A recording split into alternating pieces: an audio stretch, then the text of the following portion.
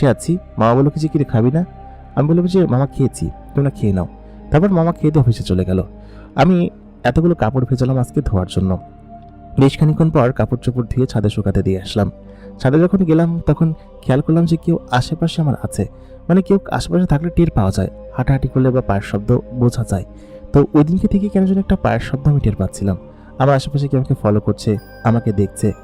আমি ওইরকম সারাদিন কাজ শেষ করলাম। শেষ করে সন্ধ্যার দিকে যখন মাগরিবের নামাজ পড়তে বসবো, ঠিক সেই মুহূর্তে আমি যখন আল্লাহু আকবার বললাম, আমি মনে মনে মানে কানে শুনলাম যে কেউ একজন আমার পেছনে আল্লাহু আকবার বলে আমাকে আর কি আমার সঙ্গে নামাজ পড়ছে। নামাজ সালাম ফিরে আমি যখন পেছনে তাকালাম, কাউকে দেখতে পেলাম না। আশ্চর্য তো। তারপর একটু বিশ্রাম করার জন্য বসলাম, মামি ডাক দিল। আমি ওদিকের কাজ সমস্ত কিছু সম্পূর্ণ করে যখন নিজের রুমে আসলাম, ততক্ষণে মামা এসেছে কিনা আমি জানি না। আমি রুমের ভিতরে এসে দেখি একটা প্যাকেট রাখা।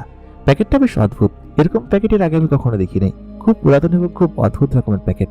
প্যাকেটটা খুলতেই আমি দেখলাম তার ভিতরে আকাশি রঙের এক ধরনের সুন্দর জামা রাখা। এই জামাগুলো দেখে আমি চমকে গেলাম, এবং 3-4টা জামা। আমার জামাগুলো ছিঁড়ে গিয়েছে। আজকে গোসল করার সময় দেখছিলাম যে ছেঁড়া জামা, এবং সেগুলো রিপু করে পরতে হবে, এরকম করেই পরছি। আমার প্রত্যেকটা জামায় কোথাও না কোথাও ছেঁড়া আছে। কারণ হচ্ছে মামা লাস্ট কবে জামা কাপড় কিনে দিয়েছে আমি জানি না। তারপর আমি সেই 4টা জামা দেখে খুব খুশি হয়ে গেলাম, এবং মামার কাছে যাব ঠিক তখনই মামি ডাক দিল অন্য একটা কাজ করার জন্য। মামা ততক্ষণে আসেনি সেটা আমি জানি না। বেশ খানিক্ষণ পর মামা আসলো। আসার পর আমি বললাম যে মামা তুমি এখন আসলে? ও তখন বললো হ্যাঁ, তুই ভালো আছিস? আর তুই কি রান্না করছিস আজকে? নিয়ে তো খাবার, ক্ষুধা লেগেছে অনেক। আমি তখন ভাবলাম যে মামা তো মাত্র আসলো, তাহলে জিনিসগুলো কে রাখলো? মামি? সেটা তো কখনো সম্ভব না। সে এখানে কোনো খাবার রাখবে? এটা ইম্পসিবল ব্যাপার। আমি এদিকে ওদিকে খোঁজাখুঁজি করতে লাগলাম, কিন্তু কোনো সুরাহা করতে পারলাম না। প্রতিনিয়তই আমার সঙ্গে এরকম অদ্ভুত অদ্ভুত ঘটনা ঘটতে শুরু করলো।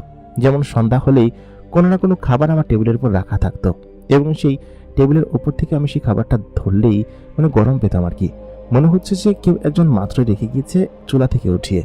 আমার কাছে বেশ অদ্ভুত লাগতে শুরু করলো এই ঘটনাগুলো। প্রায় সপ্তাহখানিক এরকম ঘটনা ঘটলো, মানে কেউ একজন আমাকে ফলো করছে, বা আমার জন্য নানান জিনিসপাতি রেখে যাচ্ছে। আমি যখনই যেটা মনে মনে ভাবছি ঠিক তখনই সেটা আমার টেবিলের উপর হাজির হয়ে যাচ্ছে। আমি মামাকে জিজ্ঞেস করলাম, মামা তুমি কি আমার জন্য নাস্তা এখানে রেখেছো নাকি? মামা বললো কিছু না তো, আমি তো এরকম কোনো কিছু করিনি। সব নিয়ে আমার চোখ যেন একদম সবকিছু দেখে ছানাবড়া হয়ে যাচ্ছিল, কারণ এগুলো কি ঘটছে আমার সঙ্গে কিছু বুঝতে পারছি না। সেদিন রাত্রেবেলা আমি যখন ঘুমালাম, ঘুমের মধ্যে আচমকা মনে হচ্ছিল যে কেউ আমার রুমের ভিতরে আছে এবং আমার পায়ের কাছে বসেছিল। আমি যখন ফজরের নামাজ পড়ার জন্য উঠতাম, জায়নামাজটা আমার পাশেই কেউ একজন বিছিয়ে রাখতো। আমি তো সুন্দর মতো গুছিয়ে রাখতাম, তবে সেটা বিছিয়ে খুব সুন্দরভাবে সেখানে সমস্ত কিছু করে রাখতো। তো সেদিন ফজরের আজানের 1-1.5 ঘন্টা আগে আমার ঘুম ভেঙে গেল। ঘুম থেকে উঠে আচমকা লাফ দিয়ে যখন আমি দেখলাম, তখন মনে হলো যে রুমের ভিতর থেকে কেউ বেরিয়ে গেল, এবং কেউ রুমের ভিতরে ছিল। আমি তখন শব্দ করে বললাম, কে কে এখানে? কে আছো? কে কোনো সাড়া দিল না। আমি তখন রেগে গিয়ে বললাম, তোমার যদি সাহস থাকে তাহলে আমার সামনে আসো। সামনে না এসে এরকমভাবে আড়াল থেকে পেছন থেকে আমাকে এরকমভাবে ফলো করার মানে কি? ঠিক সেই মুহূর্তে একটা ছায়া বা অবয়ব সেখানে দৃশ্যমান হলো, সেখানে দাঁড়িয়ে আছে। সঙ্গে সঙ্গে আমার বুকের ভিতরে একটা বাড়ি মেরে উঠলো। আমি একা একটা মেয়ের রুমের ভিতরে থাকি, তাহলে এখানে কে আসলো? বাইরের কেউ আসলো নাকি? ছোট্ট। ঠিক সেই মুহূর্তে সেই পুরুষ কণ্ঠটি কথা বলে উঠলো, বললো কি যে তুমি ভয় পেও না আভা,